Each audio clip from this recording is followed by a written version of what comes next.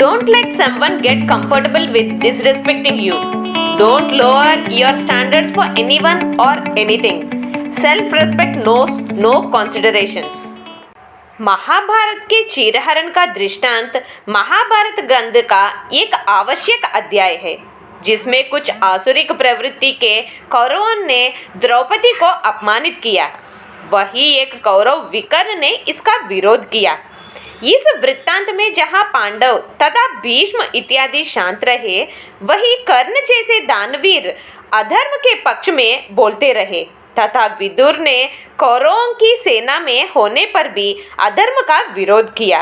अंत में श्री कृष्ण ने द्रौपदी की लाज बचाई तथा कालांतर में महाभारत के अंत में जिसने द्रौपदी के साथ अन्याय किया, उन सभी का अंत हुआ।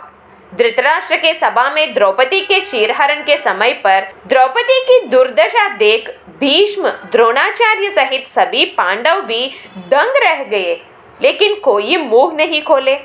विदुर हो रहे अनर्थ को रोकने की काफी कोशिश कर विफल होने से क्रोधित होकर वहां से चले गए। आखिर में द्रौपदी उनकी सहायता करने वहां कोई नहीं है समझकर श्री कृष्ण से प्रार्थना की। जब श्री कृष्ण ने द्रौपदी की लाज बचाई, इसके पश्चात द्रौपदी एक वस्त्र मेंस्ट्रुएशन पीरियड में होने पर भी नहीं सुनते हुए कौरव उनका अपमान करने से कौरव वंश का नाश का श्राप देने मुंह खोली। सभा में हो रहे अनर्थ के बारे में जानकर गांधारी वहां आकर द्रौपदी को शांत करते हुए कुछ अपशब्द नहीं बोलने दी और धृतराष्ट्र से विनती की कि वह द्रौपदी को वर दे।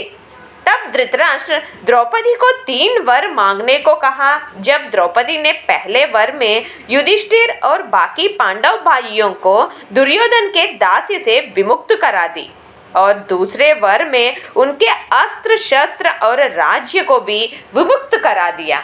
धृतराष्ट्र तीसरे वर मांगने को कहने पर द्रौपदी ने लालची होकर तीसरा वर मांगना एक क्षत्रिय कन्या को उचित नहीं है कहकर तीसरा वर नहीं मांगा। धृतराष्ट्र ने उस संपूर्ण चौसर का खेल और चीरहरण की घटना को भूलकर अपना स्नेह बनाए रखते हुए पांडवों को खांडव वन जाकर अपना राज्य का पालन करने को कहा।